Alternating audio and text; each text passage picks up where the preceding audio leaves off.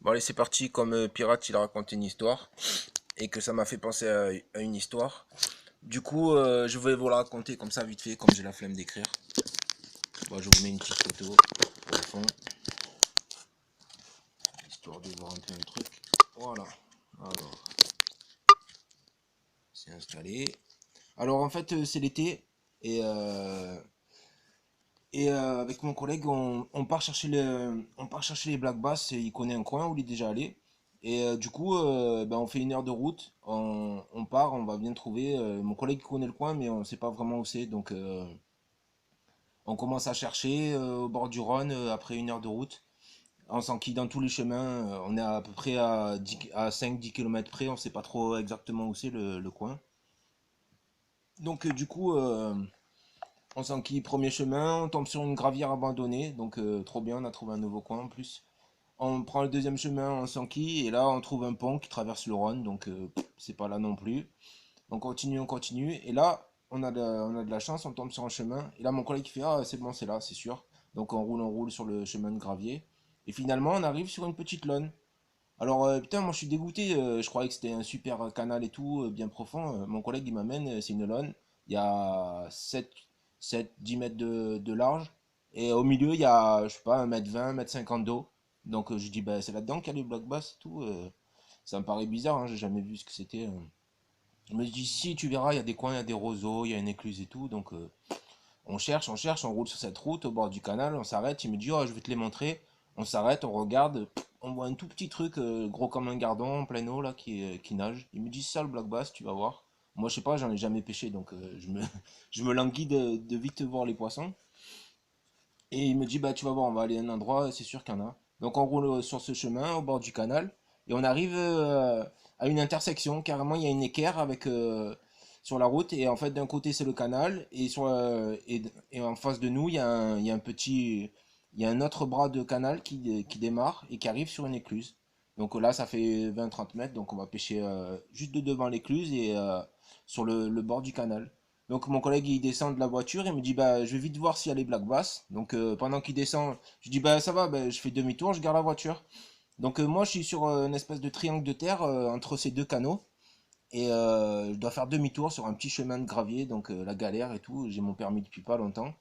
Donc je fais demi-tour, je commence à reculer et d'un coup, bam, putain je sens que ma voiture derrière il y a une roue qui est dans le vide. Alors je freine, je mets le frein à main et ma voiture elle continue à glisser, elle continue à glisser vers le canal. Mon collègue il crie ah tu vas tomber dans l'eau et tout. Et du coup ma voiture elle continue à glisser, elle continue à glisser sur l'arrière que sur posée que sur une seule roue et dans un talus en gravier juste au bord là sur ce triangle de terre entre les deux canaux. Et ma voiture elle glisse, elle glisse, elle glisse et pof elle tombe sur le bas de caisse vers le milieu de la bagnole. Donc j'ai trop peur, je peux même pas descendre de la bagnole, j'ai peur que ma bagnole elle bascule, donc je freine tout ce que je peux, je tire le frein à main. Et je sais pas comment on va faire pour s'en sortir. J'ai deux roues posées sur le chemin. Ma bagnole est posée sur le milieu de la caisse. Et j'ai une seule roue qui touche dans le talus et j'ai une roue dans le vide. Et si je lâche le frein, ma bagnole elle finit dans le canal. Donc j'appelle mon collègue et tout, on essaye de voir comment on va faire et tout. Mon collègue il me dit y a pas le choix, hein, j'essaye de pousser, toi tu accélères et si on s'en sort, on s'en sort. Si on sort pas, si on s'en arrive pas, on appellera une dépanneuse en espérant que ta bagnole va pas tomber dans l'eau. Donc moi je fais pas le malin, je descends toujours pas de la bagnole, j'accélère tout ce que je peux.